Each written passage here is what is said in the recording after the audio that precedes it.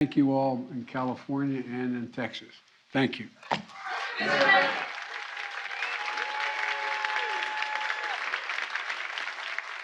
Well, thank you very much. Thank you all for being here. Thank you, guys. Thank you, guys. Let's go. Thank you. Let's go. Thank you, guys. And so many families are still struggling, though, to make ends meet because of inflation. I understand our top priority must be getting prices under control. Look, our economy roared back faster than most predicted. Would you say then that inflation is here to stay, at least for the short term? Well, I don't know. It's hard to say. I mean, we've seen the last couple of months inflation numbers going up, and the prediction is going to go up again. So I think for the short term, we're here to see it stay.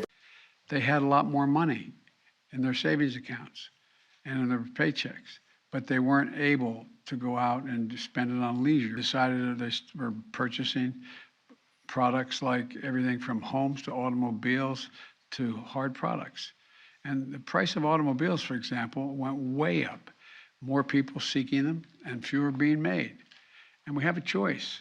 We have a choice. The way to fight inflation is to drive down wages and make Americans poorer, or have a better plan to fight inflation, lower costs and not your wages. Is there anything we can do in the short term here, Secretary Walsh? Well, I think if you're talking about inflation, I think what's happening here is, I mean, we're in the midst of a worldwide, and I think that as we move forward here, and the question earlier, as oil supply gets cut back from Russia, if that's what ultimately happens, we're going to see increase in gas prices, and I think that there's a point here that we have to just continue to move forward. The president has been very clear on bringing down inflation. He talked about it at his State of the Union, but we're living in very interesting dynamic and times that are happening here. So again, there's lots of conversations and lots of actions that will be taken over the next weeks and months.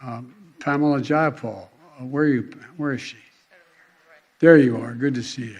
Inspire younger companies like Rivian, building electric trucks, Proterra, building electric buses. I just had a chance to visit, have a viral tour of both the Siemens facilities, one in Pomona and the other in Grand Prairie, Texas. So when the taxpayers' dollars to rebuild America, that's what they are, taxpayers' dollars, we're going to buy American. Last year, I released a plan to increase the number of contacts that go to small disadvantaged businesses by 50% by 2025. This means more contracts will go to Black, Brown, Native American, women-owned, veterans-owned small businesses. A lot of people still don't want to touch crude, even if there is a carve-out. I want to understand the message the administration is sending right now. Do you want refiners to buy that crude, or do you want them to step back from it? Is that a welcome development, even though the sanctions aren't there? Well, again, I'm not in a position to be able to speak on that right now. There's a conversation that hasn't happened, apparently, and I wonder if it has happened subsequently. I couldn't get this information from the Treasury Department in the last hour, so allow me to put this question to you. This came from the Devon Energy CEO, big employer here in America, crude explorer. This is what they said to us this week. Secretary Walsh, quote, "I'm a little mystified that there hasn't been some dialogue. If they were to reach out, you, the administration, to them, and maybe be a little bit more collaborative, it might provide some cover from investors who might be disappointed they're boosting output." Have you reached out to any employers in the oil patch to boost production? To this point, I'm not aware of any conversation, but I'm sure that there are conversations going on. Again, I have not been part of those, have not been party to those conversations. If asked and when told to by the president, I will absolutely be having those conversations. Do you have to wait to be told to have that conversation? Well, certainly this is a very coordinated effort. Mr. Secretary, it's also energy. We're not producing as much energy as we used to. There's an energy shortfall which we cannot make up unless we drill for our own oil and nat gas. Will the president acknowledge that we've got a shortfall in domestic production, so we should make it up? Will he drill? Well, listen, I can't answer the question for the president, but I can tell you that we're looking at all avenues on how do we deal with energy in the United States of America, making sure that we can bring those costs down. I'm sorry to keep interrupting you, sir, but is that on the table? More domestic drilling. Is that on the table in the White House? Well, it hasn't been to this point, and it's certainly looking at what's happening in the situation in the world right now, that will have to be a conversation. Do you think we should be drilling more of our own oil and gas?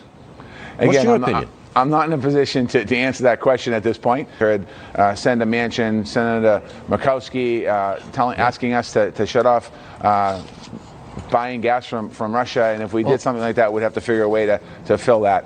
Yeah, that absolutely. Let's talk about the stuff you've planned for and haven't deployed. Have you got a plan for energy sanctions if you needed to deploy it? Has that plan been made at Treasury? What we decided to do with regard to energy is make sure that we do nothing to increase the price of energy immediately. So we've created a general license saying that energy can be sold through pipelines, by boat, immediately. But what we're doing is that over the long term, we're degrading Russia's energy production capabilities so they can pump less energy from the ground in order to cut off their source of revenue over time. So I understand what's been announced. I'm trying to understand whether you have a plan to deploy if you need to announce energy sanctions. Speaker Pelosi says ban the oil, ban Russian oil. I want to understand whether you've done the work at Treasury to execute that plan if it needs to be executed. Does that plan exist at Treasury? So the plan that we have now is to do everything we can to make sure the market remains well supplied.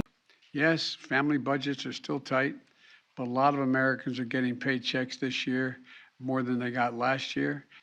Workers' weekly earnings rose in February, and so we have a choice. One way to fight inflation is to drive down wages and make Americans poorer. I think I have a better idea to fight inflation. Lower your costs, not your wages. Folks,